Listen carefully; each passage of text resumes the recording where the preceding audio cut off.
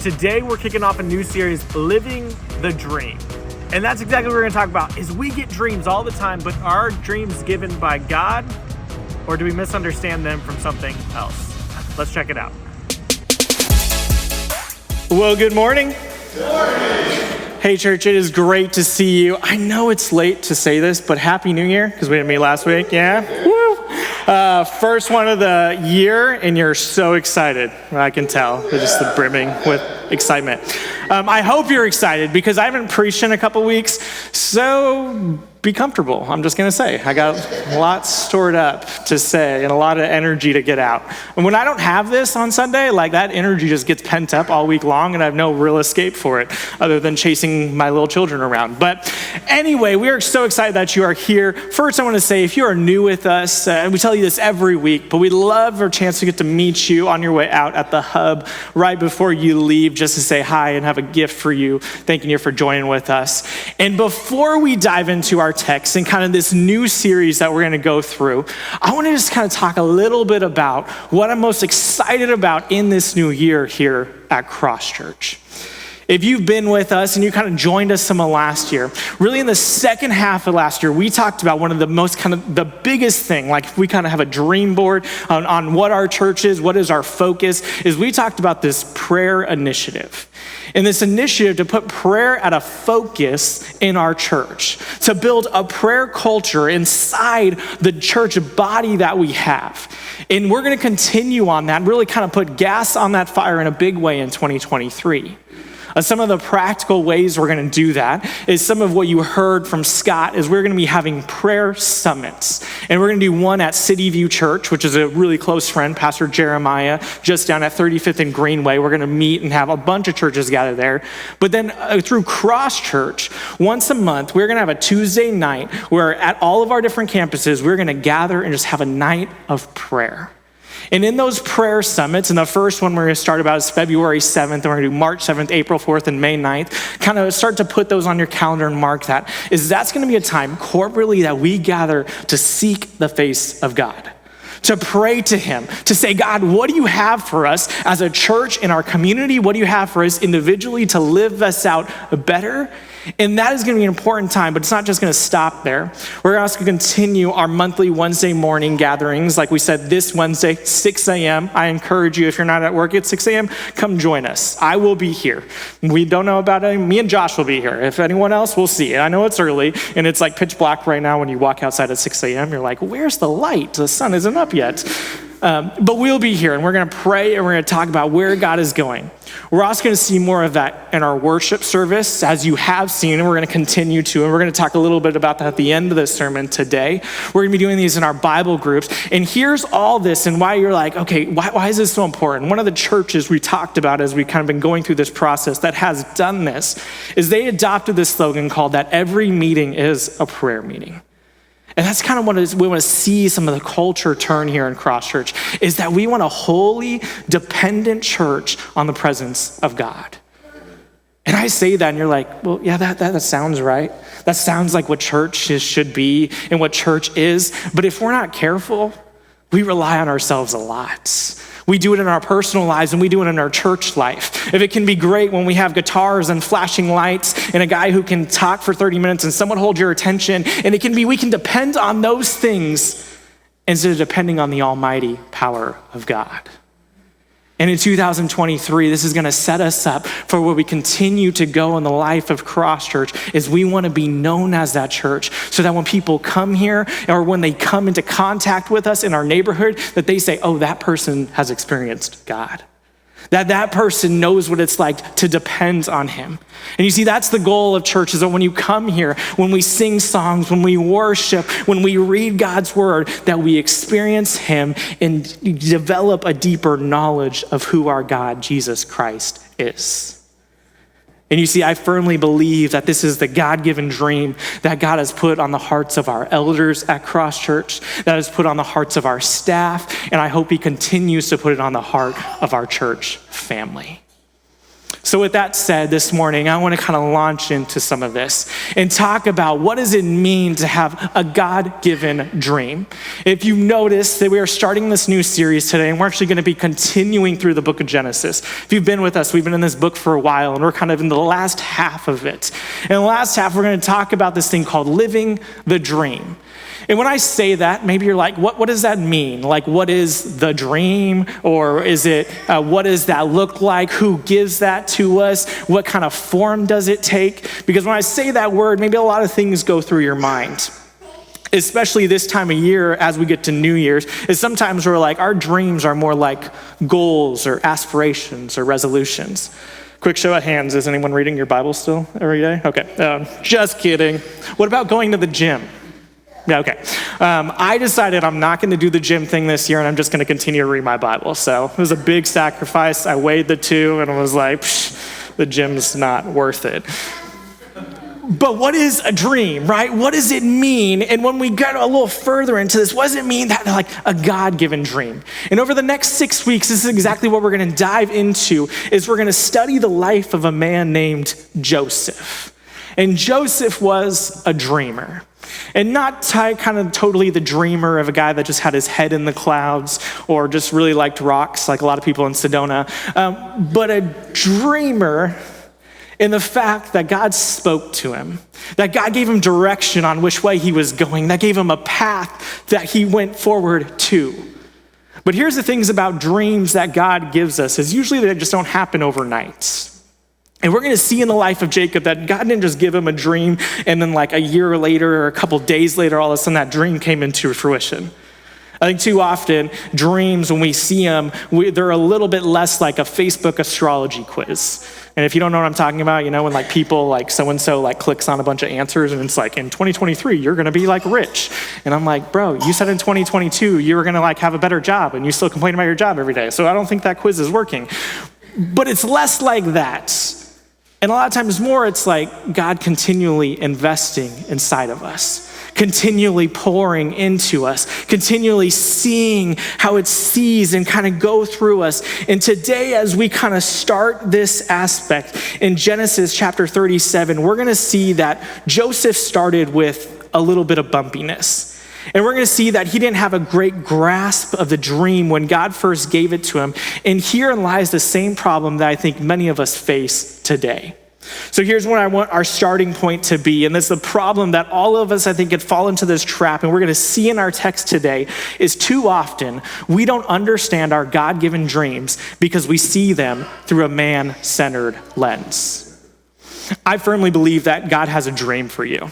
And I know that sounds really touchy-feely and that sounds kind of nice, or maybe that sounds a little like wealth and prosperity-ish, like God has a dream for your life. But the problem is when we hear that, sometimes we think, well, that's cool. Like, that's great. God has a dream for my life. But that dream is probably a little bit less than money-focused or health-focused, prosperity-focused. And maybe that dream is a little bit more about experiencing humility, experiencing futility, and experiencing having to depend on God when you're struggling to get by. And when we follow God-given dreams in our life, it may be that we need to experience a moment of poverty, of brokenness, of our lives hurting so bad and us not going anywhere, but knowing that God will provide in the moment. And honestly, as we say this, you're like, well, that's really not an attractive message, right? Like, I don't want to hear God has a dream for my life, and it probably means I'm going to endure a lot of trials, and and it feels like life is kicking me and kicking me and kicking me. Like, I'll pass on that one. But the reason we don't find that attractive is because honestly, we look through and we say, I want a dream that's going to make my life comfortable. I'm going to dream that's make my life easy. I have a dream that I'm going to be successful, that I'm going to build my family, that I'm going to provide for this. And we lean on our own strength and not God's. But here comes the issue with that, is there's a reason you're here today. And probably part of the reason you're here today is because you've tried the world's dreams. You've tried to do things your own way. You've tried to go about it your own path, and somewhere around the way, you either failed miserably, or even the worst thing, you were successful. And you're like, this is it. And today, as we dive into the life of Joseph, we're gonna ask a question, is why do we often see our God-given dreams wrong?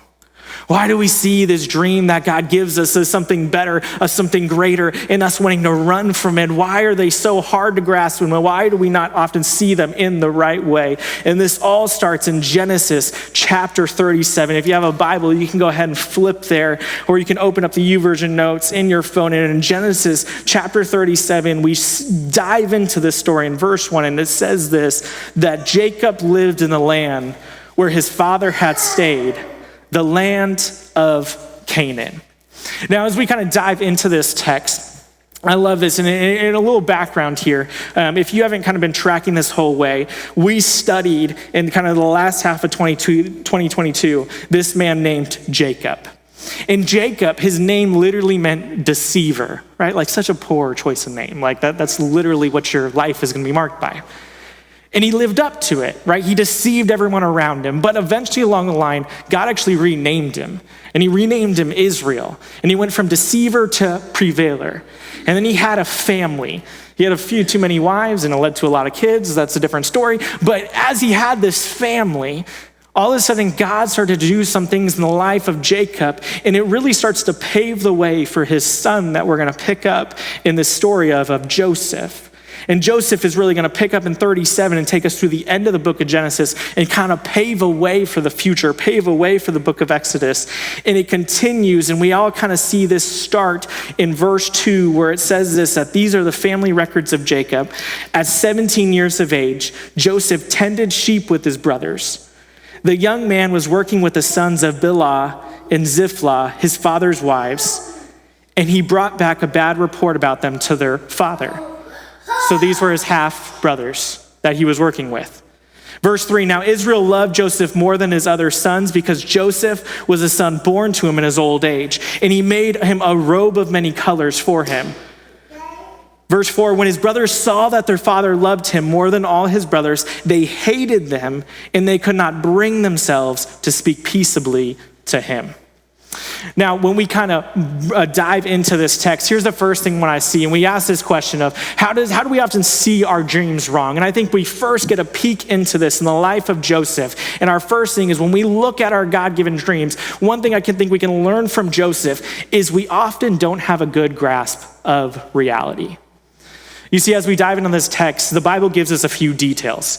And when the Bible gives us details, it's always something important. It's never something we should just like pass by. Like the Bible doesn't waste words, it just doesn't throw away things, but it kind of like points stuff out to usually set the stage for something. And there's two kind of important little nuggets I think that we get in these first 4 verses. And the first one, and we can read into this a little bit different way, but on the surface is Joseph was a little bit of a tattletale, okay?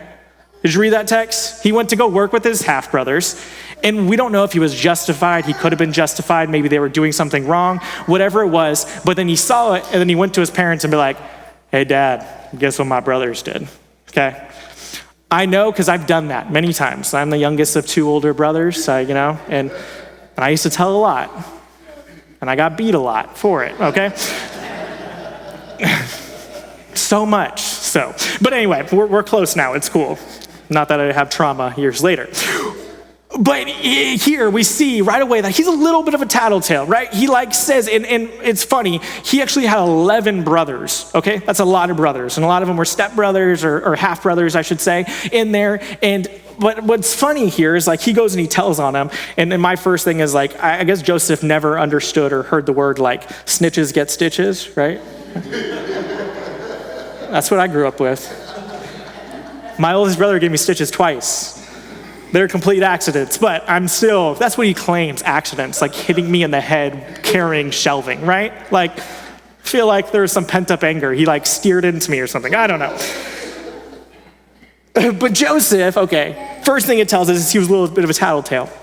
Then the other thing in verse 3 that it kind of tells us is that Joseph was loved more than all his brothers. And he was his dad's favorite. So to go along with Joseph already kind of probably hurting his relationship with his brothers a little bit by his own actions, his dad decides, I'm going to make that target on your back a lot bigger. And I'm going to love you more than everyone else. The irony of here is this isn't the first time we've seen favoritism in the book of Genesis. This has actually happened for multiple generations. And the big irony is that Israel, or Jacob here, that he actually was a favorite child of his mom, and his dad had a favorite child of his brother Esau. And it didn't end well. And they hated each other. And for 20 plus years, it ruined their life. But then Jacob goes and says, hey, I'm gonna do the same thing for my son. Just mind-boggling to me. But here's a lesson for all this. And you're like, oh, why is this so important? Well, why this is important, why I think we need to make sure that we have a good grasp of reality when we talk about this, is that Joseph had an unhealthy environment that he was living in, right? He already had kind of caused a rift with his brothers. His dad had just increased that and made that so much worse. And what we're gonna see is, as this story goes, this unhealthy fire that's brewing is about to have some gasoline thrown on it. And Joseph, our character here, seems to be completely unaware of it.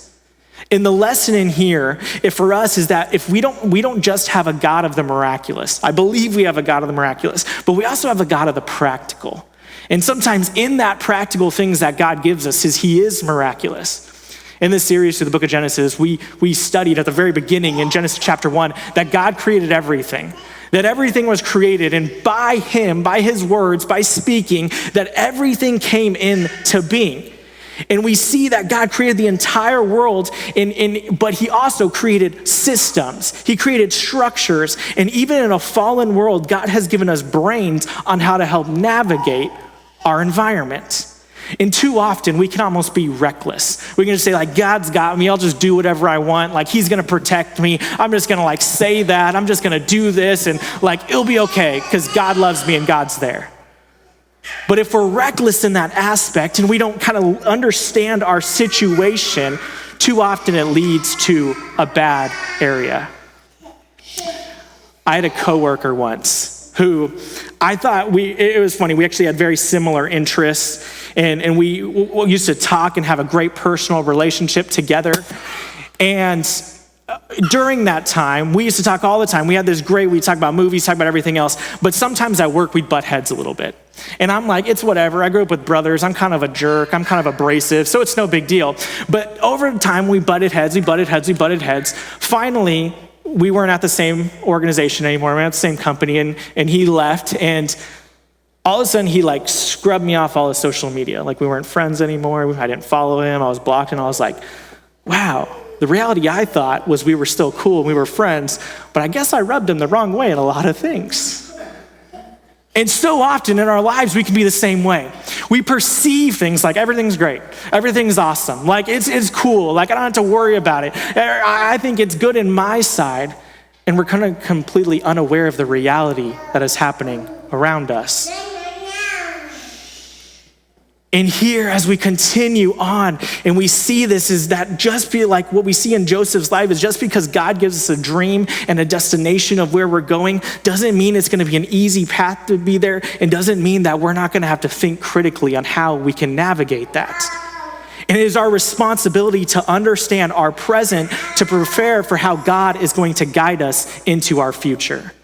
But not only do we fail to have a good grasp of reality, but we also often don't have a good grasp of the real hero. Let's pick up in Genesis chapter 37, verse 5. It says, then Joseph had a dream. When he told it to his brothers, they hated him even more. He said to him, listen to this dream I had. There we were. Listen to this. He says, there we were, binding sheaves of grain on the field. Suddenly my sheaf stood up, and your sheaves gathered around it and bowed down to my sheaves. Verse 8, are you really going to reign over us? His brothers asked him. Are you really going to rule us? So they hated him even more because of his dream and what he had said. Verse 9, then he had another dream, and he told it to his brothers. Look, he said, I had another dream, and this time the sun, the moon, and the 11 stars were bowing down to me. We're going to stop right there. And this is the first time that the famous dreams that we see that Joseph received, they kind of make their first appearance here. And Joseph is known for his dreams because later and we're going to read in some of our future messages that he's going to interpret some dreams. But this is where he has a God-given dream that will shape the rest of his life. The problem here is how he presents these dreams in the context that he didn't recognize. Right? Think about this for a second. We've just established that there's two things. There's either a little ignorance or a little arrogance in the reality of the situation when it comes to his brothers. His brothers do not like him. The Bible tells us straight up. But then on top of that, Joseph kind of throws some gas on that kindling fire. They already don't like him enough. And then he's like, hey, let me tell you about my dream. Dream number 1, verse 7. Let's read this again. It says, listen to this dream I had. There we were, binding sheaves of grain in the field. Suddenly my sheaf stood up, and sheaves gathered around it and bowed down to my sheaf. Now, I don't know the way he told that. If he was me, I would have told that like a jerk, okay? I would have been like, hey, here, listen up, guys. Listen up, you fools that always want to beat me up. I don't think Joseph did it in that way, and I think that's disingenuous to read that into it. But even if you read this, like we read it the first time, just straightforward, obviously his brothers didn't take it well. And listen to their response in verse 8. Are you really going to reign over us? His brothers asked him. Are you really going to rule us? And Joseph didn't get this part, but we do. So they hated him even more because of his dream he had told them. Okay, now I think this would be a little bit of a reality check. I would hope for Joseph. Like, all right, I told them that dream. They did not respond well. They did not like what I have to say. But Joseph kind of seems oblivious to it. I don't know about you, but I've had a few fights in my life with people that I'm around, okay? And me and my wife have been married almost 9 years, coming up this year. And we've gotten like 1 or 2 fights during that time. Like, that's it. Okay, that was supposed to be a joke. I always love doing premarital counseling with people. And I'm like, how often do you guys fight? They're like, never. I'm like, all right, you're liars. And this is going to be rough for you, so... But I don't know if you've ever had this thought while you're in a fight, and whether with your spouse or whether with a brother, sister, parents, and you're already feel like you're deep into it. You're like, this is already a bad situation. Everyone's already mad. This is already bad. So you're like, you know what? I'm going to get a zinger in. So I'm going to pull up this thing from the past that we already talked about and it's supposed to be dead, and I'm going to throw that out there. How well does that work? You're like, the fire's already burning. It's not going to make a difference. It can't get worse. And then it just got so much worse, okay, when you throw that out there. And in some ways, I kind of think we all are prone to this. In some ways, Joseph's like, dude, read the room. All right, these guys already hate you. These guys don't like you. And I know you're right in this. You're probably true in this. You're just sharing what God put on your heart. But then he doubles down in verse 9. And he says, then he had another dream, told his brothers, look, I had another dream. And this time, the sun, the moon, the 11 stars were bowing down to me. So he kind of ups the ante. He's like, hey, you guys just weren't bowing down to me, but everything was. And I don't know, again, that he had this idea that he was in the wrong, but this bad reaction of the first one, think that maybe he would change his approach. But he just lays this other one out there. And here's the problem that I think that kind of comes into these, is that as he kind of just reads these dreams on the surface, is they present him as the hero. And the problem is that these dreams really weren't about Joseph. And what we're going to see in hindsight's 2020, right, as we get to see the full story. But as we see later on, is these dreams were all about how God was the hero of the story. That eventually these dreams, they were prophecy, that they would bow down to Joseph, but ultimately they would give glory to God. And I love, and not to kind of give too much of a spoiler alert a little bit, but down the road, as we're going to get to in the coming weeks, Joseph, when he talks about this later, when he's wise, when he's been faithful down the road, he says this line, that God has made me Lord of all Egypt. I love that. When he goes and talks about this again, he says, God has made me. You see, the hero of this story wasn't about putting Joseph into this position of power. It was about God putting him into that position so that he could save God's people and so that God could get the glory. And ultimately, we can misunderstand our God-given dreams when we see ourselves as the hero of the story. Say hey, I'm going to follow this path. I'm going to provide for my family. I'm going to make a lot of money. I'm going to do this. I'm going to do that. And those are all notable. Those are great things. And those are noble pursuits. But when it's I, me, we miss the point that God says, no, I'm going to do this through you so that I ultimately get the glory. which leads to our next issue, and sometimes how we see God's given dreams wrong in our life is we don't have a good grasp of our relationships. Okay, let's keep reading, starting in verse 10 of Genesis chapter 37. It says, he told his father and brothers, and the second dream that's talking about, and his father rebuked him. What kind of dream is this that you have had? He said, am I and your mother and your brothers really going to come and bow down to the ground before you? His brothers were jealous of him, but his father kept the matter in mind. A couple of interesting points arise here in these verses as Joseph doesn't almost seem to understand, as we said before, when he presents his second dream, the depth of strain that he had with his brothers. And even now, for the first time, causing a little bit of strain with his father. Now, there is an important note here as the author kind of clearly states for us, that we know that it's bad, right? We know that they hate him, that it's jealous. So it's kind of easy for us to look at this in hindsight. But clearly, it's obvious in some ways his brothers were fuming, and even his dad rebukes him. Although his dad does have the wisdom, it says to keep the matter in mind, meaning his dad knew that, okay, God might be doing something. But here's why all this is so important. And I think why these next few verses really kind of set up the transition into the climactic event of this passage. And let's pick back up in verse 12 and see kind of where this goes from here. So he sets these dreams before him. He goes through this. And then in verse 12, it says this, that his brothers had gone to pasture their father's flocks at Shechem. Israel said to Joseph, your brothers, are pasturing the flocks at Shechem. Get ready. I'm sending you to them. I'm ready, Joseph replied. Then Israel said, go and see how your brothers and the flocks are doing and bring word back to me. So he sent him from Hebron Valley and he went to Shechem. Now, if you read these verses in isolation, there's nothing really special or striking about these verses. You're like, okay, really his father made a request. He said, hey, go do this. And then he said, yeah, I'm ready for it. And then he went off to go do it. But now let's put in perspective the context and the building blocks up to this point.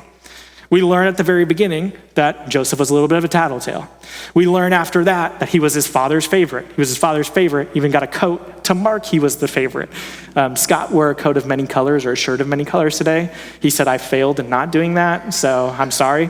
But Joseph stood out, you are the favorite. And then he told two dreams to his brothers that they bowed down to him and they responded poorly to both and hated him all the more. And now, after all that, his dad says, hey, can you go alone and check on your brothers and see how they're doing for me? And how does Joseph respond? I'm ready. Dude, you are not ready. Read the room or the big open space. This is going to end poorly for you. And maybe you know what's going to happen, but it's Joseph, I don't think you're ready. I don't think you understand all the building blocks that have happened to this point. Your brothers really hate you. The Bible doesn't say, when it says that twice, it says twice that it hates him, I think in verse 4, and then it says again that they hated him even more. That's a big word. In my household, I have a 6'4" and a 1-year-old, and whenever hate is said on a TV, or if I say I hate the 49ers or something, my son, Archie, he says, that's not a nice word. Right? And he's right. He says that because we've told him that it's not a nice word when you say it to your sister, okay?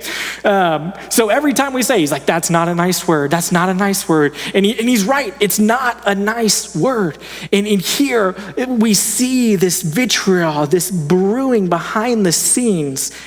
And here, as we kind of jump into it, I'm not sure if there is an ignorance on Joseph's part, or there is an arrogance that he just kind of feels untouchable. The text doesn't really tell us, but I think kind of the context clues as it's building, one of those has to kind of be there.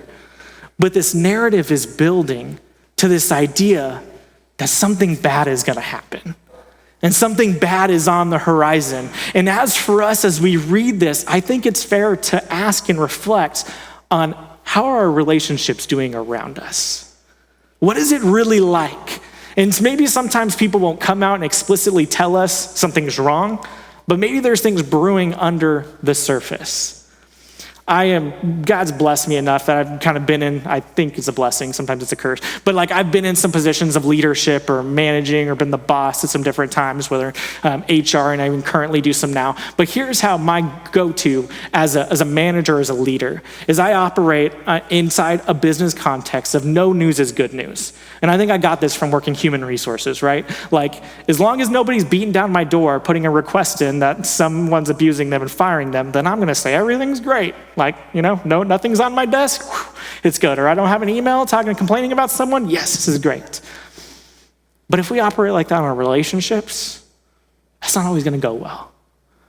As a husband, if I operate that with my wife, that's probably not always gonna go well, right? It's not just no news is good news, it's like, how do I find out all the news I can? And here, I think we get this kind of reflection moment of do we understand our relationships? Do we have a grasp of who we've hurt, of how we've hurt other people? Or do we share our feelings about how others have hurt us?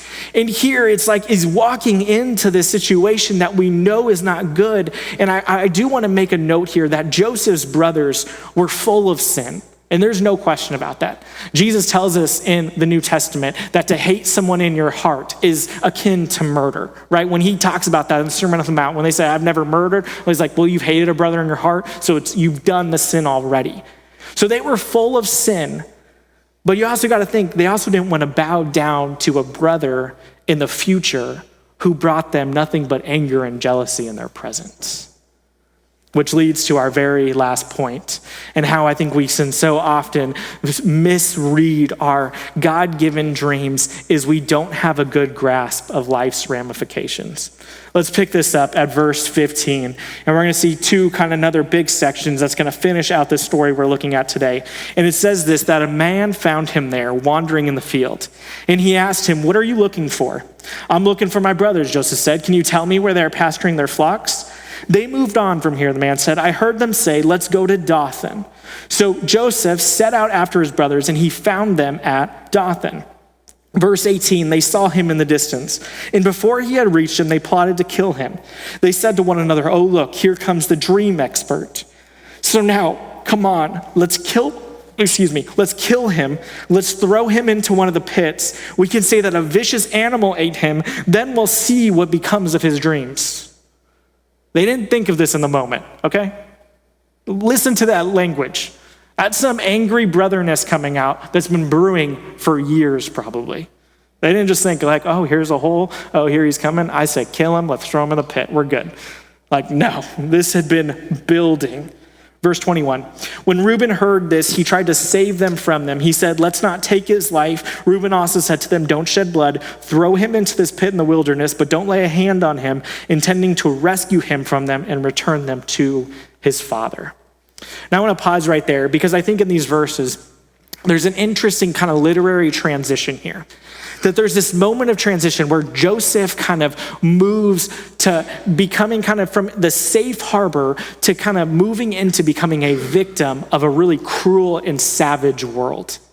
And the imagery here is so interesting that as he moves from Shechem, which was kind of part of where his father's land was, to Dothan, he moves from the safety of his father's grasp to the cruelty of a sinful world.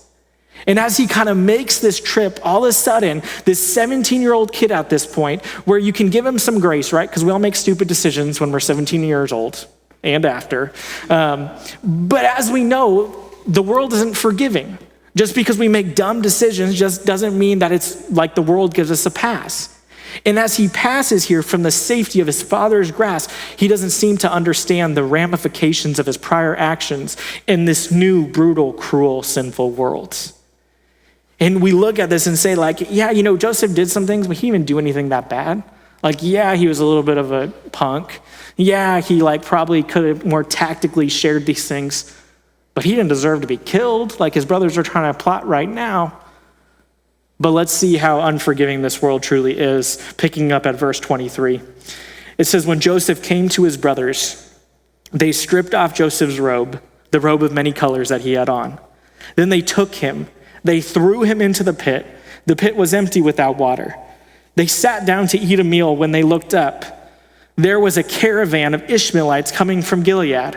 Their camels were carrying aromatic gum, balsam, and resin going down to Egypt. Judah said to his brothers, "What do we gain if we kill our brother and cover up his blood? Come on, let's sell him to the Ishmaelites and not lay a hand on him, for he is our brother, our own flesh." It almost sounds like a little bit of like he has a weak moment there. He's like, hey, he's our brother. Let's not kill him. Let's just sell him into slavery. It'll be a little bit better there, okay? I mean, he is our brother after all. And his brothers agreed. Verse 28. When Midianite traders passed by, his brothers pulled Joseph out of the pit, and they sold him for 20 pieces of silver to the Ishmaelites, who took Joseph to Egypt. When Reuben returned to the pit and saw that Joseph was not there, he tore his clothes. He went back to his brothers and said, "The boy is gone. What am I going to do?" So they took Joseph's robe. They slaughtered a male goat, and they dipped the robe in its blood. They sent the robe of many colors to their father and said, "We found this. Examine it. Is it your son's robe or not?" His father recognized it. He said, "It is my son's robe. A vicious animal has devoured him. Joseph has been torn to pieces." Then Jacob tore his clothes. He put sackcloth around his waist, and he mourned his son for many days. All his sons and daughters tried to comfort him, but he refused to be comforted. "No," he said, "I will go down to Sheol to my son mourning." And his father wept for him. Man, as we read this, I think the human emotion as we see this is how terrible and how tragic this story is. I mean, think of this. Joseph was innocent. Yeah, I mean, I would say, listen, he wasn't completely innocent by any means, right? He played a part in digging this hole. He probably deserved like a good beating, like brothers are so good at delivering. But to be sold into slavery, to be beaten to a pulp, to really give a death sentence, right? They didn't kill him there, but what they expected is we're going to put the blood on someone else's hands. He didn't deserve that. He didn't deserve to have this life, but you see, that's exactly what our world does.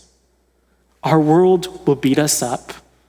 Our world will throw us into a pit of darkness, and our world will make us a sin or a slave to our sins. And in this, we see this terrible tragedy. We see this, but it's exactly the same thing that a cruel and brutal world does. But when we read this story, there is also some hope. Because God is still in this story and here in what he will do in the future. And I think there's this moment but God has a plan. Right? God has a plan. He has a dream for our life. We're actually told this in his word. I'm reminded of Jeremiah chapter 29:11. It says, "For I know the plans I have for you," that this is the Lord's declarations, plans for your well-being, not for disaster, to give you a future and to give you a hope. You see, Joseph would go on and God would do some amazing things through him. And when we read this story and how badly it started out, I think what it tells us is that God has a plan for our life. He has a plan for us, as Jeremiah says, to prosper, to experience his grace, to experience forgiveness, to experience true contentment, to experience his unending glory. But despite God giving us those dreams, those promises, that vision in his word, so often we are like Joseph and we can get in the way. That we can do things that almost interrupt God's plan in the short term. That we can be like Joseph's brothers and we can fall victim to a world that just beats us up and we're like, man, I have my path. God told me this is where I'm going. And it seems like the world's like jumping us and throwing us into a pit and selling us off somewhere else. And just like Joseph's story, that in the midst of this tragedy, we see that God still gives hope. I want to read the last verse in chapter 37.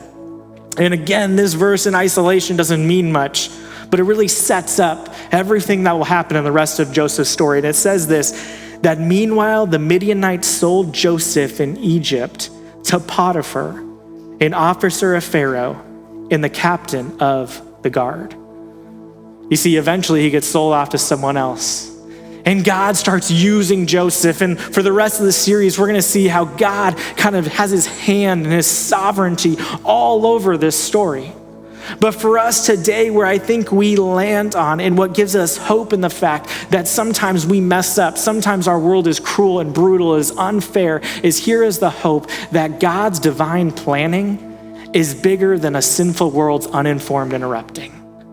That no matter how much we try to screw up God's plan, no matter how much our world is brutal, is sinful, we seem to be a victim of it, that God's bigger than it all. And God still has a plan that no matter what happens in that moment, that God has his hand behind it, that he is ordaining it, that he is moving it. And for you today, you may think like, I have messed up my life so bad that there's nothing God can do to fix it. Like my situation right now, it is just jacked up. It is just screwed up. I have dug myself such a pit. There is no way I can get out. Or maybe it seems like other people have done that to you. And it seems like you're trying to go the right way. You're trying to do the good thing. You're trying to follow God's dream for your life, and you're just getting beat up. You're getting thrown off course. You're getting manhandled, and you feel like there's just no way God is leading you the right way. But even in the middle of that, God has a plan. And I think in this story, we see so clearly the beauty of a verse like Romans 8:28 that says that we know that all things work together for the good of those who love God and who are called according to his purpose.